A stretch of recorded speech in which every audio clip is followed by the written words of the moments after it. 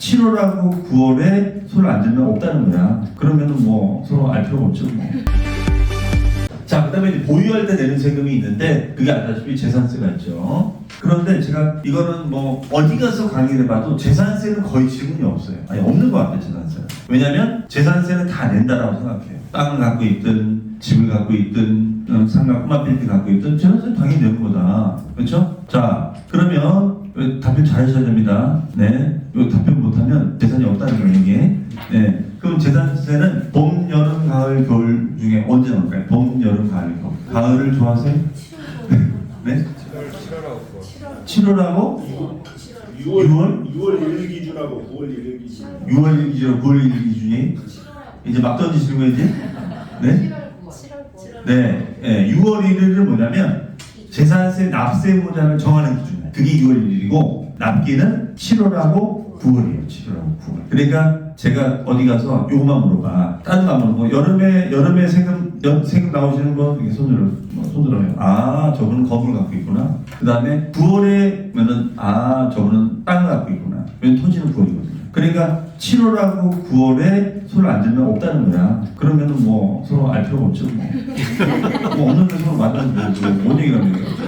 네, 물건 가지고 얘기하지 뭐 앞으로 저는 뭐 7월에 될 거예요. 그건 의미가 없어요. 저희 부동산 시장에서는 물건을 가지고 얘기하지. 아, 교수님 저 앞으로 뭐 이거 받을 거예요. 언제 받으실 거예요? 그렇죠? 그건 의미가 없습니다. 받은 거 가지고 서로 얘기해야 되는 거죠. 그렇죠? 네, 저 앞으로 이거 받을 건데요. 세금이 얼마나 나오나요? 아니 받아가지고 오시라고. 받아가지고 오시면 그때 얘기하죠. 네, 그때 실행을 옮기는 게 되게 중요한 겁니다.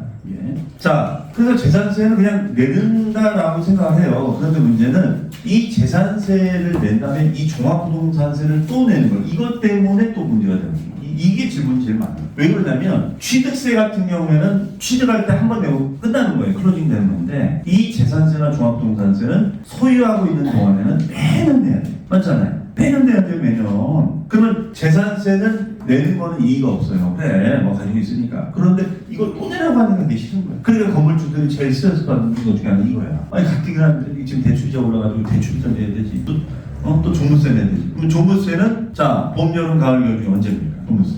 이 답변 잘하셔야 돼요. 얘는 겨울입니다. 12월 1일부터 15일까지. 그래서 만약에 자제분들 선을 보려면은 7월, 9월, 12월에 봐요. 7월, 9월, 12월. 다른 건 물어볼 수 없어요. 가가지고 죄송한데 혹시 뭐 고지서 같은 거 있으세요? 네? 그래서 저희 아버님이 뭐 7월달에 뭐 고지서 날라오는 거 있다는데 건물이 있구나. 그렇죠? 그럼 9월에는요. 봤는데 땅도 있구나. 오, 그렇죠? 한 번 더 물어보는 거야. 12월도 나온대. 그러면 재산이 많은 거야. 근데 12월달에 안 나온대.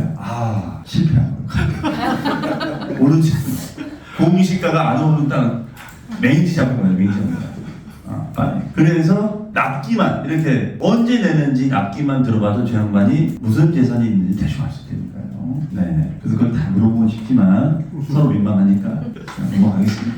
네. 자, 그 다음에 이제 이거를 보유하다가 이제 아까 제가 보유한다는 것은 결론적으로 임대 관리하는 거예요. 임대 관리 이게 되게 중요해요. 임대 관리가. 그러니까 우리 투자자들은 그냥 사서 파는 것만 처음에 하시는 분들 생각하시는데 이 임대 관리가 되게 중요한 거예요. 관리를 잘 하셔야 돼요. 그래야지 밸류업을 시켜서 팔 거 아닙니까? 그렇죠? 그러면 이제 임대료를 받으면 여러분들은 이제 임대 소득세를 내는 거고 만약에 법인을 만드시면 법인세를 내시는 거예요. 그래서 이제 여기서 이제 많이 물어보는 게 교수님 그러면 개인 사업자가 유리한 겁니까? 법인 사업자가 유리한 겁니까? 이게 제일 많이 물어보는 이거예요, 이게.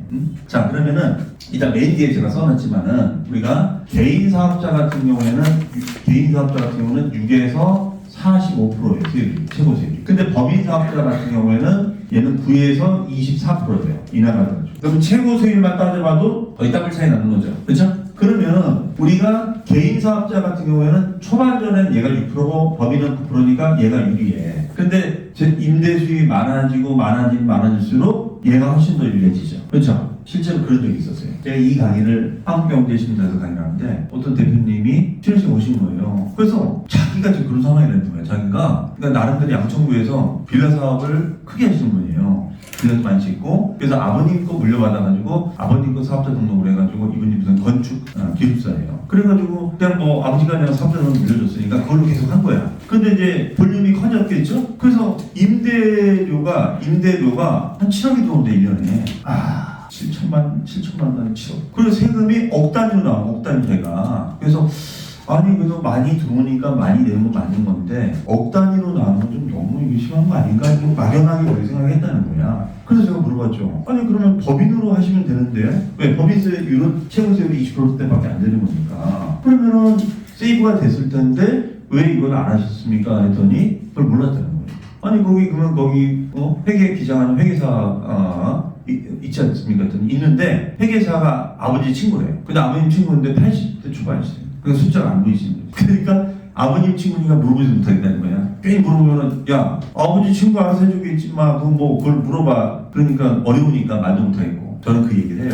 우리가 그런 전문가를 위촉할 때는 우리가 그러잖아요. 왠지 내 친구니까 누구니까 더 잘해주겠지. 그건 아닌 것 같아요. 잘해준다는 문제는 뭐냐면 여러분 다 뭐 일하시니까 일을 깔끔하게 처리해주는 게 잘해주는 거지. 무조건 싸게 해도 잘해주는 것이 아니라 일을 잘 처리하는 게 중요한 거잖아. 특히 부동산 문제는 법률적인 이슈가 많고 세금의 이슈가 많기 때문에 그런 것 같아요. 그렇기 때문에 적어도 이런 부동산에 대한 세금의 이슈를 잘 아는 세무사, 회계사를 여러분들이 면담을 몇 분 하셔가지고 선정하셔야지 그런 경험이 있는 사람 선정해야지 그런 운을 보가는 거예요. 그래서 그분은 그 얘기 듣고 그럼 빨리 법을 바꿔야겠다고. 근데 법인으로 전환을 하려니까 실무적인 문제가 있더라고. 어떤 문제가 있냐? 가족끼리 사이가 안 좋아. 이게 또 문제야. 그 법인으로 담궈야 되는데 어떤 가족은 오케이. 어떤 가족은 아니 뭐 임대료 잘 나오는데 굳이 내가 그렇게 할 필요 뭐 있어. 그래서 이 가족이 또 분쟁이 있어서 옮기지 못하고 있어. 그럼 생각되는 거야 이렇게. 그러니까 인생은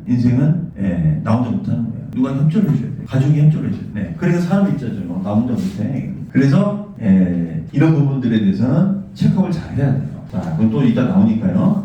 그래서 이거는 기본적으로는 소득이 임대 수입이 그분은 워낙 많았던 거고 어느 정도 돼서 30% 40% 나오는 정도가 된다 예상이 된다면 법인 사업자로 가는 것이 유리합니다. 대신 이제 법인은 주주도 만들어야 되고 정관도 만들어야 되고 그 다음에 서로 싸우지 않는 주주가 필요합니다. 여기 지금 법인 대표님도 계실지 모르겠는데 이게 법인으로 또 이렇게 한번 묶이게 되면 이게 종합적으로 묶이는 거기 때문에 들어오기 쉬워도 또 빼내기는 쉽지 않아. 그런 단점이 있어요. 그래서 세금적인 측면만 생각한다면 법인 유리한 부분도 좀 더 있지만 이게 내가 법인을 운영해 본 경험이 없으면은 이게 관리하기 쉽지가 않아요. 그러니까 제가 자꾸 그 관리를 말씀드리는데 맞아요. 관리가 되게 중요해요. 관리가. 공동사업자라든 법인사업자든 관리를 할 수 있는 파트너, 주주가 필요한 거예요. 그래서 나중에 분쟁 터지면 이거 골치 아프거든요.